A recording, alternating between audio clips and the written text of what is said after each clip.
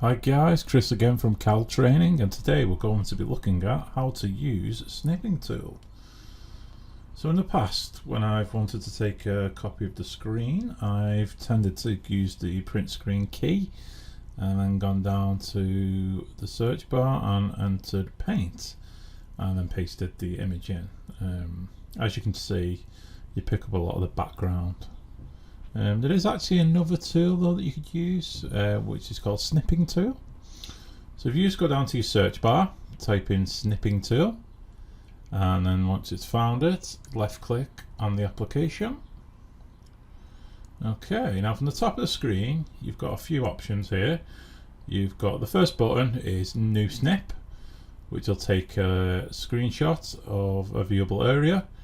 And then we've got mode, so you can actually change the different snips. So we've got freeform, we've got rectangular, which is the default, we've got window snip, and we've got full screen snip. We've also got a delay which you could use. So this will obviously just delay the time it takes before it takes a snip of your screen. And then we go to the right, we've got options, various bits and bobs there, change the colours, include the URLs, prompt to save. Okay, I'll just close that off now. I'll just show you an example of me taking a snip here. So we click on new. As you can see, the screen will shade it out. And then we just highlight the area by left clicking and holding down. And then just release the mouse button. And then, as you can see, it takes a copy of the snip. Okay, now from the top of the screen, as you can see, it's got new, mode, delay. We've also got save snip, we've got copy, so you can paste it into Outlook or any other application. Send snip, it will use your default email client.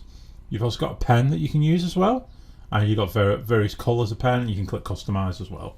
So if I select the red pen and we just highlight an area, there we go, and then we've actually got a built-in highlighter as well.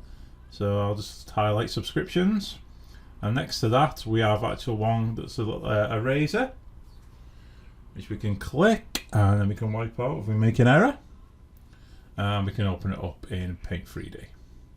So we'll just click save, we'll just go to the desktop and we'll just name the snip. So we're just going to go for the event log and click save. As you can see, we're just going to left click it and open it up, and there we go, copy of the viewable area, all done and dusted. Thank you very much for watching, and please subscribe.